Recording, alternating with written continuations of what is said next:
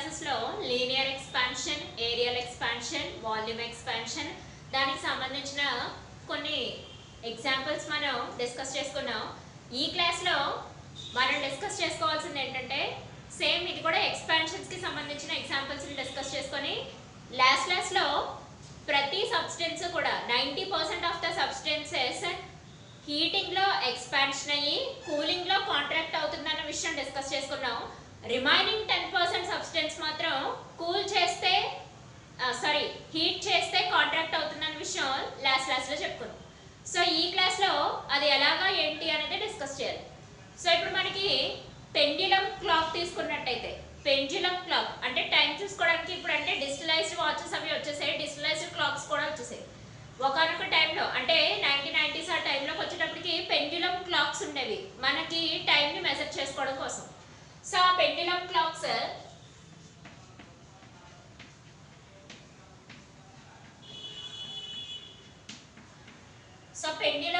ఉండేవి time measurement కోసం.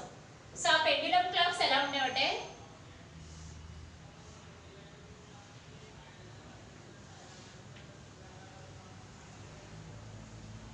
ఇక్కడ టైం మెజర్మెంట్ అనేది జరిగేది.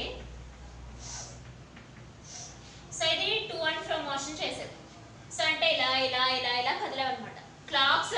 ఇలా ఇలా టు అండ్ ఫ్రో మోషన్, ముందుకి వెనక్కి వెనక్కి ముందుకి కదిలేవన్నమాట. అయితే ఈ మెటీరియల్ ని సాలిడ్ మెటీరియల్ తో చేయడం వల్ల, సో ఈ మెటీరియల్ నేను డార్క్ హైలైట్ చేసిన ఈ మెటీరియల్ సాలిడ్ మెటీరియల్స్ తో మ్యానుఫ్యాక్చరింగ్ చేయడం వల్ల సమ్మర్ లో ఒక రకంగా క్లాక్ వర్క్ చేస్తుంది, వింటర్ లో ఒక రకంగా క్లాక్ వర్క్ చేస్తుంది. ఎందుకని? సమ్మర్ లో మనకి అట్మాస్ఫియర్ చుట్టూ ఉండే టెంపరేచర్ ఎక్కువ, అవునా? వింటర్ తో పోల్చుకుంటే చుట్టూ ఉండే టెంపరేచర్ ఈవెన్ 7 అయినా సరే వేడి గాలులు వేస్తూ ఉంటాయి సమ్మర్కి వచ్చేటప్పుడు. అప్పుడు 90% of the solid materials, 90% of the solid materials expands on heating అని చెప్పుకున్నాం, అవునా? Expands on heating. So expand అవడం స్టార్ట్ చేస్తాయి ఎప్పుడు? సమ్మర్ కేసులో.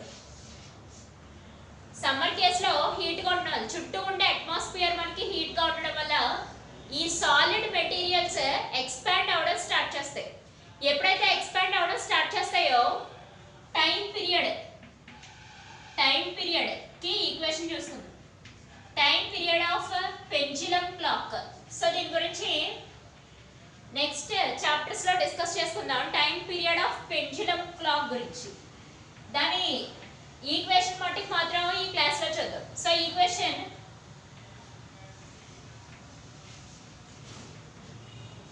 Okay. So time period of pendulum clock will be equal to 2π√LG అని చెప్తారు. ఓకే. సో ఇక్కడ time period is directly proportional to square root of the length. ఇక్కడ మనకి ఇది లెంత్, సో ఇక్కడ ఇది మనకి లెంత్ అవుతుంది. So time period of pendulum clock is directly proportional to length అని చెప్తాం. అంటే సమ్మర్ లో ఈ సాలిడ్ మెటీరియల్స్ ఎక్స్పాండ్స్ అవుతాయి. ఎప్పుడైతే ఎక్స్పాండ్ అయ్యాయో ఈ లెంత్ వాల్యూస్ మనకి ఇంక్రీజ్ అవుతాయి సమ్మర్ లో. సమ్మర్ లో లెంత్ వాల్యూస్ ఇంక్రీజ్ అయినప్పుడు ఆటోమేటిక్ గా టైం పీరియడ్ వాల్యూస్ కూడా ఇంక్రీజ్ అవుతాయి. ఎప్పుడైతే టైం పీరియడ్ ఇంక్రీజ్ అయిందో క్లాక్ లాసెస్ ఇట్స్ టైం, అంటే అది టు అండ్ ఫ్రో మోషన్ చేయడానికి కొంత టైం తీసుకుంటుంది. ఓకే. అందుకని సమ్మర్ లో పెండ్యులం క్లాక్స్ టైం కొంచెం లాస్ అయ్యి స్లోగా రన్ అవుతాయి.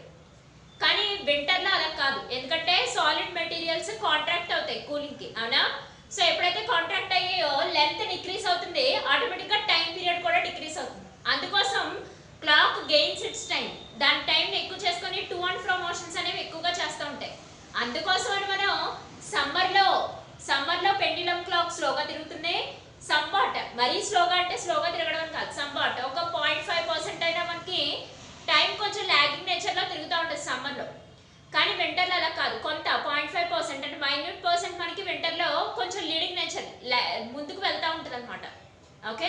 అంటే మనం సెట్ చేసుకున్న టైం కన్నా కొంచెం 0.5% లాగ్ అవుతాయి, అంటే 5 సెకండ్స్ లేదా 10 సెకండ్స్ కనుక లాస్ అవుతే అది సమ్మర్ లో అవుతుంది. 10 సెకండ్స్ ముందు 10 సెకండ్స్ ముందు లేదా 15 సెకండ్స్ ముందు అవ్వాలంటే అది వింటర్ లో గెయిన్ అవుతుంది. ఓకే. సమ్మర్ లో లాస్, వింటర్ లో గెయిన్. రీజన్ ఎందుకు అని అంటే ఇక్కడ ఇక్కడ తీసుకున్న మనం పెండ్యులమ్ క్లాక్ మ్యానుఫ్యాక్చరింగ్ చేసే మెటీరియల్ సాలిడ్ మెటీరియల్స్ కాబట్టి సాలిడ్ మెటీరియల్ సమ్మర్కి వచ్చేటప్పటికి ఎక్స్పాండ్స్ అవుతాయి కాబట్టి 90% only 90% of the solid materials expands on heating కాబట్టి దాన్ని బేస్ చేసుకుని టైం పీరియడ్ అంటే లెంత్ వాల్యూస్ ఇంక్రీజ్ అవుతాయి. ఎక్స్పాండ్ అవుతున్నాయి అంటే లీనియర్ ఎక్స్పాన్షన్ జరుగుతుంది, అక్కడ లెంత్ లో చేంజెస్ అనేవి వస్తున్నాయి.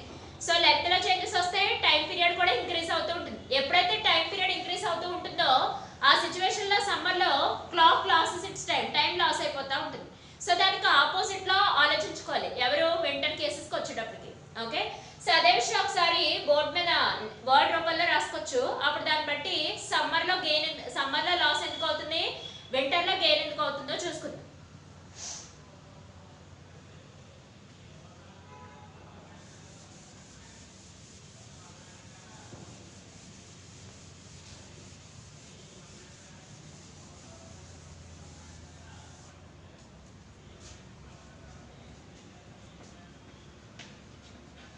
So in summer,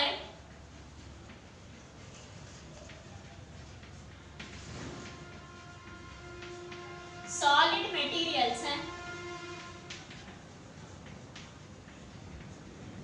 expands on heating. అంటే నేను ఇందాక ఎక్స్ప్లెయిన్ చేసిందే వర్డ్స్ లో రాస్తాను. In summer, solid materials expands on heating. Due to this, దీని వల్ల length of pendulum increases.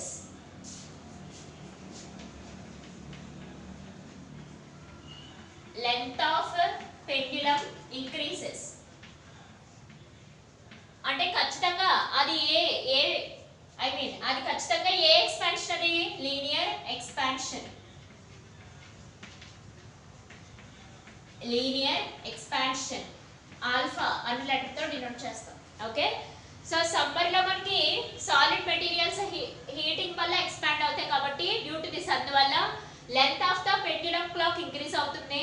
So దాన్ని linear expansion alpha coefficient linear expansion coefficient alpha అని చెప్తాం.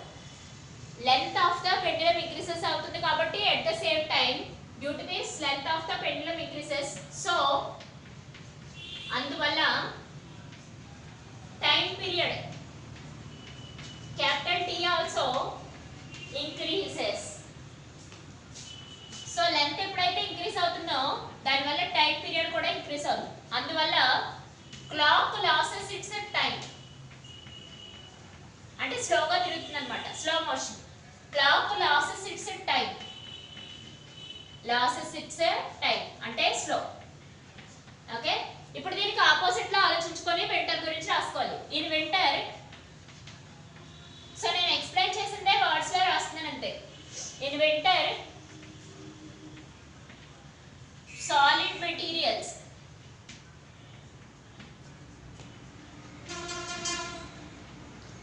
కాంట్రాక్ట్ ఆన్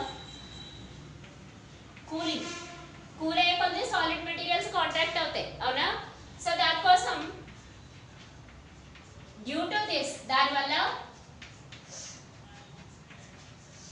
లెంత్ ఏమవుతుంది, డిక్రీజెస్, తగ్గిపోతా వస్తుంది. లెంత్ ఆఫ్ పెండ్యులమ్ ఇంక్రీజ్ అవుతుందా decrease అవుతుంది? ఈ కేసులో ఖచ్చితంగా డిక్రీజ్ అవుతుంది.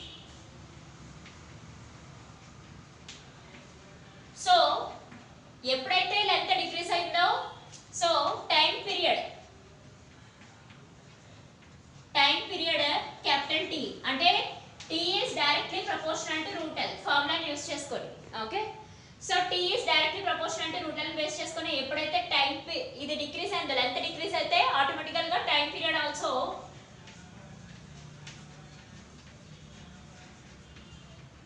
డిక్రీజెస్. టైం పీరియడ్ కూడా మనకి డిక్రీజ్ అవుతుంది. So automatically clock gains it's time, gains it's time అంటే ఫాస్ట్ మోషన్ లోకి వస్తుంది. సో ఇది కంటెంట్ అంతా. సో నేను ఇందాక వర్డ్స్ లో నేను ఇందాక జనరల్ గా ఎక్స్ప్లెయిన్ చేసినంత వర్డ్స్ ఎక్స్ప్లెనేషన్ లో బోర్డు మీద రాసాను అంతే. ఓకే, సమ్మర్ లో సిచ్యువేషన్ ఏంటి, వింటర్ లో సిచ్యువేషన్ ఏంటో చెప్పుకున్నాం. ఓకేనా? సో ఇప్పుడు పెక్యులర్ బిహేవియర్ చూపించే ఒక మెటీరియల్ ఉంది, అది రబ్బర్, ఇండియన్ రబ్బర్ ఒకటి, క్యాస్ట్ ఐరన్ ఒకటి, pure water between 0 to 2 degrees ఒకటి. ఏ పెక్యులర్ బిహేవియర్ డిఫరెంట్ బిహేవియర్ చేస్తున్నది? అవి ఏమవుతాయంటే జనరల్గా ప్రతి సబ్స్టెన్స్ హీట్ చేసే కొద్ది ఎక్స్పాండ్ అవ్వాలి, కానీ విచిత్రంగా హీట్ చేస్తుంటే కాంట్రాక్ట్ అవుతుంది, హీట్ చేస్తుంటే కాంట్రాక్ట్ అవుతుంది. సో అది ఎందుకు కాంట్రాక్ట్ అవుతున్నాయి, ఎలా కాంట్రాక్ట్ అవుతున్నాయో ఒకసారి డిస్కస్ చేసుకోవచ్చు. ఆ తర్వాత కండెన్షన్ అంటే ఏంటి, కన్వెన్షన్ అంటే ఏంటి, రేడియేషన్ అంటే ఏంటో డిస్కస్ చేసుకొని తర్వాత ట్రిపుల్ పాయింట్ ఆఫ్ వాటర్ ఒకసారి డిస్కస్ చేసుకోవాలి.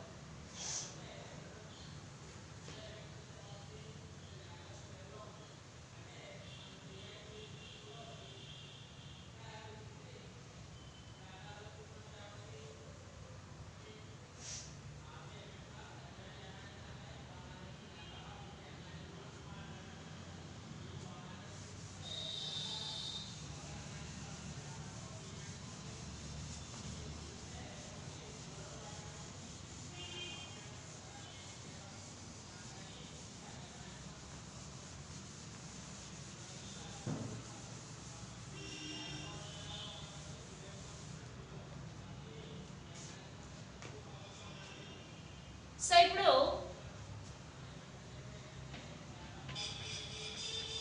కోల్డ్ కంట్రీస్ తీసుకుందాం. Example US, UK. ఓకే, ఎగ్జాంపుల్గా యుఎస్, యూకే తీసుకుందాం, లేదా స్విట్జర్లాండ్, ఇవన్నీ వాటిలోకి వస్తాయి. సో ఇక్కడ కోల్డ్ కంట్రీస్ తీసుకున్నప్పుడు ఒక పాండ్ లాంటిది తీసుకుందాం, లేదా లేక్ లాంటిది తీసుకుందాం, చెరువు, తెలుగులో చెప్పుకోవాలంటే చెరువు లాంటిది అనమాట. సో ఇక్కడ ఏంటి సిచ్యువేషన్, వాళ్ళకి వింటర్కి వచ్చేటప్పటికి వాళ్ళకి -7 డిగ్రీ సెంటిగ్రేడ్ లేదా -4 డిగ్రీ సెంటిగ్రేడ్ కూడా టెంపరేచర్స్ పడిపోతాయి. సో టెంపరేచర్స్ ఆ రకంగా కూడా డిక్రీస్ అయిపోతాయి అనమాట. సో టెంపరేచర్స్ మనకి ఆ రకంగా డిక్రీస్ అయిపోతాయి వింటర్ సీజన్కి వచ్చేటప్పటికి. కానీ ఎంత వింటర్ సీజన్ వచ్చినా, ఎంత సమ్మర్ సీజన్ వచ్చినా ప్రతి కంట్రీలో కూడా సన్, ఎందుకంటే మన ఎర్త్ సన్ చుట్టూ రివాల్వ్ అవుతుంది కదా, తన చుట్టూ తను రొటేట్ అవుతూ తన చుట్టూ తను తిరుగుతూ అట్ ద సేమ్ టైం సూర్యుడి చుట్టూ కూడా తిరుగుతుంది, సన్ చుట్టూ కూడా మన ఎర్త్ రివాల్వ్ అవుతుంది. సో దానికోసం మనం ఏంటి, ఖచ్చితంగా మనకి డే అండ్ నైట్స్ వస్తూ ఉంటాయి. సో డే టైం అంటే మనకి ఖచ్చితంగా అది కోల్డ్ కంట్రీ అయినా, హాట్ కంట్రీ అయినా, లేదా మిడిల్ కంట్రీ ఏదైనా, మన ఇండియా లాగా ఏ కంట్రీ అయినా సరే ఖచ్చితంగా అక్కడ మనకి సన్ రైజ్ అవడం అయితే జరుగుతుంది, సన్ రైజ్ అయితే జరుగుతుంది. మరి ఆ సన్ రైజ్ టైం ఉన్నప్పుడు సిచ్యువేషన్ ఎలా ఉంటుంది అని చెప్పబోతున్నాం అనమాట. ఇక్కడ ఏంటంటే ఒక పాండ్, ఒక లేక్ తీసుకున్నాం. సో ఈ పాండ్, లేక్ సిచ్యువేషన్కి వచ్చేటికి ఏమవుతుందంటే పైన అంతా ఐస్ ఉంటుంది, కిందంతా వాటర్ ఉంటుంది. అంటే అప్పర్ లేయర్ అంతా ఐస్ ఉంటుంది, సో లోయర్ లేయర్ అంతా వాటర్ ఉంటుంది అనమాట. ఓకే, అది ఎందుకో ఒకసారి చెప్తాను చూడండి. ఎట్ ద సేమ్ టైం మనకి తెలిసిన విషయమే, హీట్ చేసే కొద్ది అంటే మన హీట్ అయ్యే కొద్ది అక్కడ సబ్స్టెన్సెస్ కాంట్రాక్ట్ అవుతాయని చెప్పుకున్నాం కదా. Pure water between 0 to 4 degree centigrade, 0 నుంచి 4 డిగ్రీ సెంటిగ్రేడ్ వచ్చినప్పుడు కాంట్రాక్ట్ ఆన్ హీటింగ్ అని చెప్పుకున్నాం. ఇది దీని డిఫరెంట్ బిహేవియర్ లేదా పెక్యులర్ బిహేవియర్ అని చెప్తారు. ఓకే, కాంట్రాక్ట్ ఆన్ హీటింగ్ అని చెప్పుకున్నాం. ఎలాగో ఒకసారి డిస్కస్ చేస్తాం చూడండి. సో ఈ పాయింట్ కి ఇక్కడ నుంచి సన్ రైజ్ జరిగింది. సో ఇక్కడ సన్ రైజ్ జరిగింది, ఓకేనా. సో ఎప్పుడైతే సన్ రైజ్ జరిగిందో, సన్ రైజ్ సన్సెట్ రెండు జరుగుతాయి, అది ఏ కంట్రీ అయినా సరే. సో ఎప్పుడైతే సన్ రైజ్ జరిగిందో, ఫర్ ఎగ్జాంపుల్ మార్నింగ్ టైమ్స్, ఇక్కడ మొత్తం అంతా ఫస్ట్ మనకి వాటర్ ఉందనుకోవచ్చు. ఓకే, ఈ వాటర్ కాస్త ఈ పై లేయర్కి వచ్చేటప్పటికి, ఈ పై లేయర్ అంటే నేను డార్కెన్ చేస్తున్న లేయర్, సో కరెక్ట్గా అబ్జర్వ్ చేసినట్టయితే ఈ డార్కెన్ చేస్తున్న లేయర్ మనకి 0 డిగ్రీ సెంటిగ్రేడ్ దగ్గర కాంట్రాక్ట్ అవ్వి ఐస్ కింద స్టార్ట్ అయిపోద్ది. ఎప్పుడు సన్ రైజ్ జరిగినప్పుడు, అంటే నువ్వు ఇక్కడ టెంపరేచర్ ఇస్తున్నప్పుడు, నువ్వు ఇక్కడ టెంపరేచర్ ని ప్రొడక్షన్ చేస్తున్నప్పుడు ఇక్కడ ఉన్న వాటర్ కాస్త మనకి కాంట్రాక్ట్ అవ్వి. జనరల్ గా మనకి ఫ్రిడ్జ్ లో పెడితేనో లేకపోతే వాతావరణం చల్లగా ఉంటేనే నీళ్లు గడ్డకట్టడం చూస్తాం. కానీ అలా కాకుండా దానికి భిన్నంగా సన్ రైజ్ జరుగుతున్నప్పుడు అప్పర్ లేయర్ మనకి కాంట్రాక్ట్ అవ్వ ఐస్ కింద ఉంటుంది. రిమైనింగ్ డౌన్వర్డ్స్ లేయర్స్ అన్ని కూడా 1 degree 2 degree 3 degree 4 degree centigrades మధ్యలో వాటర్ కింద ఉంటాయి. అందువల్ల ఇక్కడ లివింగ్ థింగ్స్ అన్ని కూడా ఎగ్జిస్ట్ అవ్వగలవు. ఐస్ మీద లివింగ్ థింగ్స్ ఏమీ ఎగ్జిస్ట్ అవ్వలేవు. అదే చేపలు, ఫిష్ ఇలాంటివి అనమాట. ఫిష్, ఫ్రాగ్స్ ఇవన్నీ కూడా ఈ పార్ట్ లో ఉంటాయి. సో ఈ పార్ట్ లో ఎగ్జిస్ట్ అవుతాయి. పైన ఐస్ కాంట్రాక్ట్ అవుతుంది ఎప్పుడు? కూలింగ్ వల్ల కాంట్రాక్ట్ అవుతుంది. అది కోల్డ్ కంట్రీస్ లో మాత్రమే. సో మన ఇండియా తీసుకున్నట్టయితే అలాంటివి చాలా అరుదుగా ఉంటాయి, చాలా తక్కువ. ఎందుకంటే మనకి సన్ రైజ్ సన్సెట్ సిచ్యువేషన్ ఎలా ఉన్నా సరే ఉంటే మొత్తం వాటర్ అంతా కోల్డ్ అయిపోద్ది, లేదు అనుకుంటే మొత్తం అంతా వాటర్ లాగా ఉంటుంది. కానీ పై లేయర్ కొంచెం ఐస్ గా, కింద లేయర్ కొంచెం వాటర్ గా అలా అయ్యే సిచ్యువేషన్ జరగదు. కానీ ఈ కోల్డ్ కంట్రీస్ అలా కాదు. ఎందుకంటే ఆల్రెడీ పైన వాతావరణం అంతా ఆల్రెడీ చల్లగా ఉంటుంది. బట్ కానీ ఆ టైంలో కూడా నీకు సన్ రైజ్ జరుగుతుంది. సన్ రైజ్ జరిగినప్పుడు అప్పుడు ఏమవుతుందంటే పై లేయర్, అప్పర్ లేయర్ ఒక్కటే 0 డిగ్రీస్ మెయింటైన్ చేస్తూ ఐస్ లాగా ఉంటుంది. వాటర్ కాస్త remaining 1 degree 2 degree 3 degree 4 degrees వరకు, అప్ టు 4 డిగ్రీస్ వరకు ఇది వాటర్ లాగా ఎగ్జిస్ట్ అవుతుంది. ఈ సిచ్యువేషన్ లో మనకి ఈ సిచ్యువేషన్ లో, సో ఇక్కడ నేను డార్క్ చేస్తున్న ఈ సిచ్యువేషన్ లో మనకి లివింగ్ థింగ్స్ అనేవి ఉండడానికి ఆస్కారం ఉంటుంది.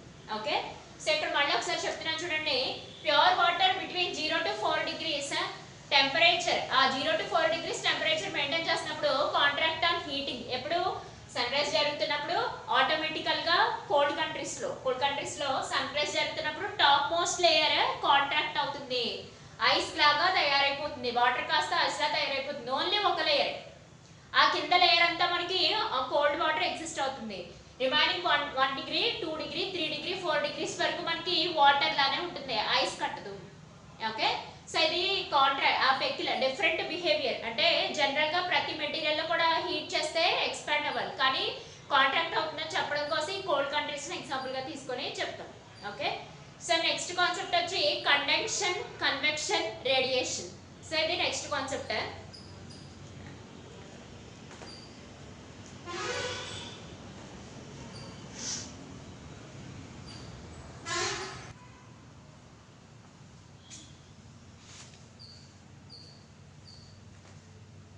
సో కండక్షన్ అంటే ఏంటి, కన్వెక్షన్ అంటే ఏంటి, రేడియేషన్ అంటే ఏంటో తెలుసుకుందాం. సో కండక్షన్ అంటే ఇక్కడ డెఫినేషన్ ఆల్రెడీ రాసాను, ఒకసారి ఎక్స్ప్లెయిన్ చేసుకుందాం ఆ విషయాన్ని.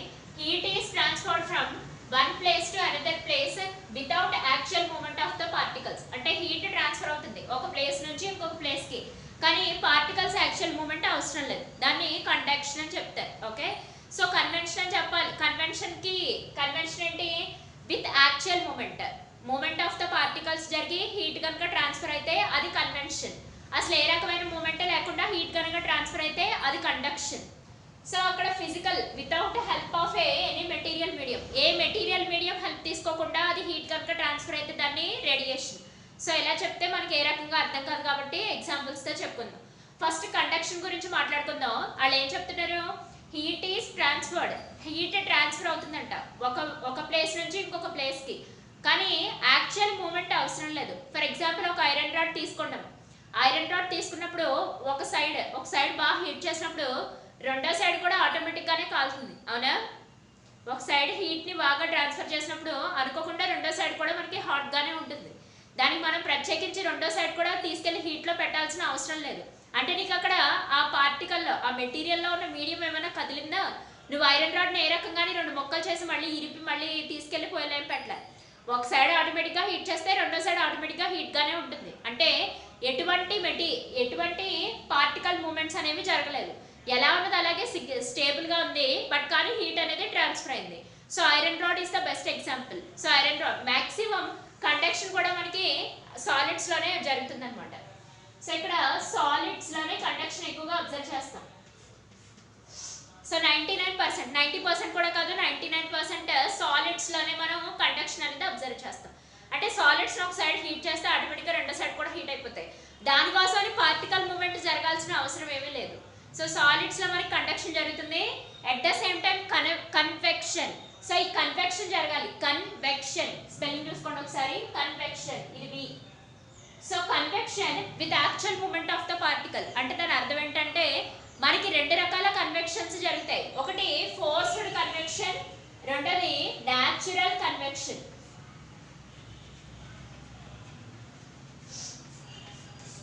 ఒకటి ఫోర్స్డ్ కన్వెక్షన్, రెండోది న్యాచురల్ కన్వెక్షన్. ఫోర్స్డ్ కన్వెక్షన్ ఎక్కడంటే సమ్మర్ తీసుకుంటాం, సమ్మర్ కానీ వింటర్ కానీ ఏదైనా సరే. సమ్మర్ తీసుకున్న సిచ్యువేషన్లో సముద్రం వైపు అల.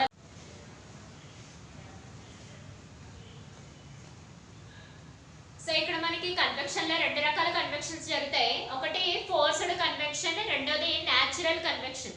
సో ఫోర్స్డ్ కన్వెక్షన్ కి బెస్ట్ ఎగ్జాంపుల్ చెప్పుకున్నట్టయితే జనరల్ గా మనకి సీ తీసుకున్నాం అంటే ఒక సముద్రంలో విండ్స్ అనేవి ఉంటాయి అవునా. సో సముద్రం నుంచి ఆటోమేటిక్గా సర్ఫేస్కి వచ్చేటప్పటికి టైడ్స్ తో పాటు విండ్స్ కూడా వస్తాయి, గాళ్ళు. ఎప్పుడే సమ్మర్ టైమ్స్ అయినా వింటర్ టైమ్స్ అయినా what ever it may be. For example summer తీసుకుని, సో సమ్మర్లో మిడ్ డే టైంకి వచ్చేటప్పటికి ఆటోమేటిక్గానే హీట్ ఎనర్జీ, సన్ నుంచి హీట్ ఎనర్జీ ట్రాన్స్ఫర్ అవి అక్కడ ఆ హీట్ ఎనర్జీ అంటే అక్కడ నుంచి వచ్చిన సన్లైట్లో ఫోటాన్ పార్టికల్స్ ఇక్కడ విండ్లో ఉన్న వాటర్ వేపర్ పార్టికల్స్తో మూమెంట్ అనేది జరిగి, సో దానివల్ల హీట్ ఎనర్జీ అనేది ట్రాన్స్ఫర్ అవడం జరుగుతుంది. జనరల్గా వాటర్ నుంచి వచ్చే ఈ టైడ్స్ నుంచి వచ్చే ప్రతి వాటర్ వేపర్ అంటే ఈ బ్రీజెస్ గాళ్ళన్నీ కూడా ఒరిజినల్గా చల్లగానే ఉంటాయి. కానీ ఎప్పుడైతే ఈ హీట్ ఎనర్జీ అంటే ఫోటాన్ ఎనర్జీ, సన్లైట్ నుంచి వచ్చే ఫోటాన్ ఎనర్జీ, ఆ ఫోటాన్ పార్టికల్ మూమెంట్ ఎప్పుడైతే జరిగి ఈ విండ్ ఎనర్జీకి ట్రాన్స్ఫర్ అయిందో అంటే ఈ గాలికి ట్రాన్స్ఫర్ అయిందో అప్పుడు ఆటోమేటిక్గానే ఆటోమేటిక్గానే ఈ వచ్చే విండ్స్, సముద్రం పైన వచ్చే విండ్స్ అన్ని కూడా హీట్గా తయారైపోతాయి. అదే కోల్డ్ సమ్మర్ది వింటర్ తీసుకున్నా అనుకో, చుట్టూ వాతావరణం అంతా చాలా కోల్డ్గా ఉంటుంది. ఎంత పై లేయర్ వాటర్ సంవాట్ కాంట్రాక్ట్ అయినా సరే కొంత గాళ్ళు అనేవి వీయడం జరుగుతుంది, అంటే విండ్స్ అనేవి వస్తాయి. సో ఆ విండ్స్ చుట్టూ ఉండే ఎన్విరాన్మెంట్లో ఉండే ఆ కోల్డ్నెస్ అనేది, ఆ కోల్డ్ పార్టికల్స్ మూమెంట్ అనేది జరిగి, సో వచ్చే గాలులు కూడా విండ్స్ కూడా మనకి చల్లగానే కనపడతాయి. అంటే సమ్మర్లో ఒకలాగా వింటర్లో ఒకలాగా. అటు హీట్ ఎనర్జీ ట్రాన్స్ఫర్ అయినా అది ఎనర్జీయే, కోల్డ్ ఎనర్జీ ట్రాన్స్ఫర్ అయినా సరే అది ఎనర్జీ అనే చెప్పుకుంటాం. అంటే ఓన్లీ ఎనర్జీ అంటే హీట్ ఎనర్జీ అనే కాదమ్మా. కాకపోతే ఈ చాప్టర్ మనం హీట్ గురించి మాట్లాడుకుంటున్నాం కాబట్టి సమ్మర్ అని ఎగ్జాంపుల్గా తీసుకుంటాం. సో ఫోర్స్డ్ నేను చెప్పాలనుకుంది ఏంటంటే ఫోర్స్డ్ కన్వెన్షన్ ఒకటి, న్యాచురల్ కన్వెన్షన్ ఒకటి. న్యాచురల్గా జరుగుతుంది కన్వెక్షన్ అంటే పార్టికల్ మూమెంట్ అనేది ఖచ్చితంగా జరుగుతుంది, బట్ కానీ సన్ని మనం క్రియేట్ చేయలేదు, సీని మనం క్రియేట్ చేయలేదు. సో న్యాచురల్గా జరుగుతుంది కాబట్టి అది న్యాచురల్ కన్వెన్షన్. సన్ నుంచి ఫోటాన్ పార్టికల్స్ మూమెంట్ జరిగి ఇక్కడ ఉన్న విండ్ పార్టికల్స్తో మిక్స్ అయ్యి హీట్గా తయారవుతుంది, హీట్ ఎనర్జీ ట్రాన్స్ఫర్ అవ్వడం జరుగుతుంది. సో అది న్యాచురల్ కన్వెన్షన్కి ఎగ్జాంపుల్గా చెప్పుకుంటాం. అదే ఫోర్స్డ్ కన్వెన్షన్కి ఎగ్జాంపుల్ చూసినట్టయితే మన హోమ్ ఇళ్లలో కిచెన్లో కుక్ చేస్తున్నప్పుడు మనకి చాలా హీట్ అనేది జనరేట్ అవుతుంది. సో నార్మల్ కుకింగ్ అయినా ఏ కుకింగ్ అయినా హీట్ ఎనర్జీ అనేది కంపల్సరీ. సో ఆ హీట్ని బయటకు పంపించాలి అని అంటే ఎట్ ఏ మూమెంట్ ఒక 10 to 15 minutes షార్ట్ స్పాన్లో బయటకు పంపించాలంటే మనం ఎగ్జాస్టింగ్ ఫ్యాన్స్ని యూజ్ చేసుకుంటాం. అది న్యాచురల్గా పంపించాలంటే 1 or 2 hours నార్మల్ అట్మాస్ఫియరిక్ ప్రెషర్కి వచ్చేస్తుంది. కానీ ఫోర్స్డ్గా పంపించాలి, విత్ ఇన్ స్మాల్ టైం గ్యాప్లో మనం పంపించాలనుకుంటే ఫోర్స్డ్ కన్వెన్షన్ని యూజ్ చేసుకుంటాం. ఎలా? ఎగ్జిస్టింగ్ ఫ్యాన్స్ని యూజ్ చేసుకుంటాం. సో ఈ ఎగ్జిస్టింగ్ ఫ్యాన్స్ని యూజ్ చేసుకొని మనం కిచెన్లో జనరేట్ అయిన హీట్ ఎనర్జీని బయటికి పంపడం మనకి ఫోర్స్డ్ కన్వెక్షన్కి బెస్ట్ ఎగ్జాంపుల్ కింద చెప్పుకుంటాం. ఓకే, సో న్యాచురల్ కన్వెక్షన్ అయితే సముద్రానికి సంబంధించిన ఎగ్జాంపుల్గా తీసుకుంటాం. అదే ఫోర్స్డ్ కన్వెక్షన్ అయితే మన కిచెన్లో జనరేట్ అయ్యే హీట్ ఎనర్జీని బయటికి పంపించాలి అని అనుకున్నప్పుడు, బయటికి హీట్ ఎనర్జీ ట్రాన్స్ఫర్ చేయాలి అని అనుకున్నప్పుడు ఎగ్జాస్టింగ్ ఫ్యాన్ని యూజ్ చేసుకుంటాం. అది లేదంటే బాగా కాలుతున్న దాని మీద మనం వాటర్ పార్టికల్స్ని జల్లినా సరే అక్కడ హీట్ ఎనర్జీ ట్రాన్స్ఫర్ అయ్యి కొంతవరకు అది కోల్డ్ అవుతుంది అవునా. ఇప్పుడు ఈ ఐరన్ రాడ్ ఉంది, దీని మీద కొంతవరకు చల్లార్చాలంటే నేను ఏం చేయాలి? వాటర్ని దీని మీద స్ప్రింకిల్ చేయాలి. అంటే వాటర్లో ఉన్న పార్టికల్స్ దీంట్లో ఉన్న పార్టికల్స్తో మూమెంట్ అనేది జరుగుతుంది, అందువల్ల హీట్ ఎనర్జీ అనేది ట్రాన్స్ఫర్ అవుతుంది. సో అలా జరిగితే అది ఫోర్స్డ్ కన్వెన్షన్. అలా కాకుండా న్యాచురల్గా జరిగితే అది న్యాచురల్ కన్వెన్షన్ అని చెప్తాం. బట్ కానీ 90% ఆఫ్ ద కన్వెక్షన్ మనకి లిక్విడ్స్లోనే గ్యాసెస్లోనే అబ్జర్వ్ చేస్తాం. సో 90% ఆఫ్ ద కన్వెక్షన్ మనకి లిక్విడ్స్ గ్యాసెస్లో అబ్జర్వ్ చేస్తాం అనమాట. 90% ఆఫ్ ద కన్వెక్షన్ మనం లిక్విడ్స్లోనే గ్యాసెస్లోనే అబ్జర్వ్ చేస్తాం.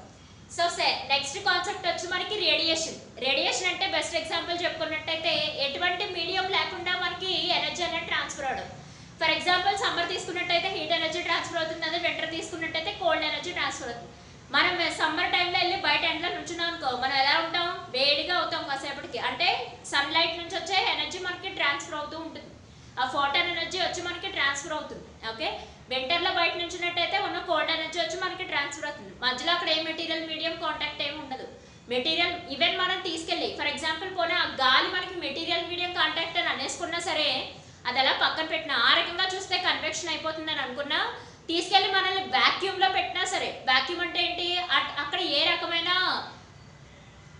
రకమైన ప్రెషర్ మన మీద ఉండదు. అంటే దాని క్లారిటీగా చెప్పుకోవాలంటే, ఒరిజినల్గా మన అట్మాస్ఫియర్ చుట్టూ ఆక్సిజన్ ఉంటుంది, కార్బన్ డైఆక్సైడ్ ఉంటుంది, నైట్రోజన్ ఉంటుంది, కార్బన్ మొనాక్సైడ్ ఉంటుంది. ఇవన్నీ కూడా గ్యాసెస్, మన అట్మాస్ఫియర్లో మనతో పాటు ఉండే గ్యాసెస్ అనా.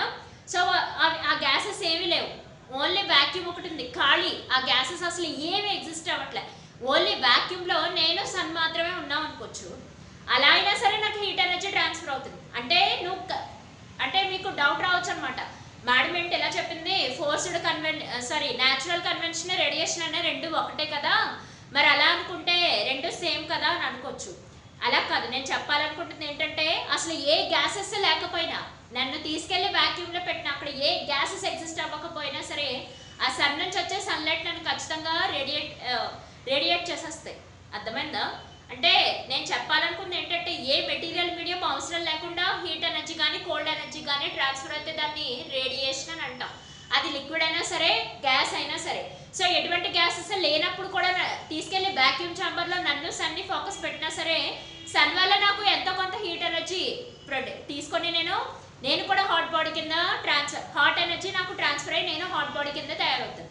ఓకే, ఒకవేళ కోల్డ్నెస్ తీసుకున్నట్టయితే నేను కోల్డ్ బాడీ కింద తయారవుతాను.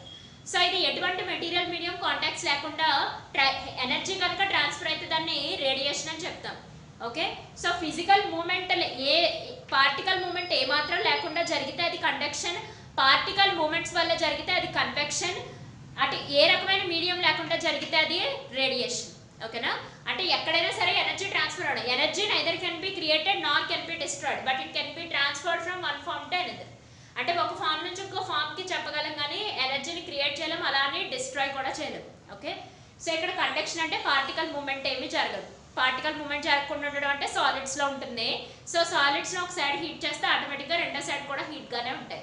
కన్వెక్షన్ అనేది ఏంటంటే పార్టికల్ మూమెంట్స్ మీద జరుగుతాయి. న్యాచురల్ అయితే మనం చెప్పుకున్న సముద్రం అలలు వేడిగా అయిపోవడం. అదే ఫోర్స్డ్ కన్వెక్షన్ అయితే మన ఇళ్లలో ఎగ్జాస్టింగ్ ఫ్యాన్స్ వాడుకోవడం. అదే రేడియేషన్ అయితే మనం వ్యాక్యూమ్లో ఉన్నా సరే, ఎటువంటి మీడియం లేకపోయినా సరే, ఈవెన్ గ్యాస్ కూడా ఎగ్జిస్ట్ అవ్వకుండా ఉన్నప్పుడు కూడా మనకి సన్ నుంచి వచ్చే లైట్ ఎనర్జీ వల్ల మనం హీట్గా అయిపోవడం. ఓకే, హీట్ ఎనర్జీ జనరేట్ అవ్వడం కానీ లేదా కోల్డ్ ఎనర్జీ జనరేట్ అవ్వడం కానీ. కాకపోతే మధ్యలో ఏ మీడియం ఉండదు మనకి, అది లిక్విడ్ అయినా గ్యాసెస్ అయినా సాలిడ్ అయినా సరే. సో ఇదంతా కండక్షన్, కన్వెక్షన్, రేడియేషన్ గురించి నెక్స్ట్ క్లాస్లో 3 పాయింట్ ఆఫ్ వాటర్ని ఒకసారి డిస్కస్ చేసుకుంటాం.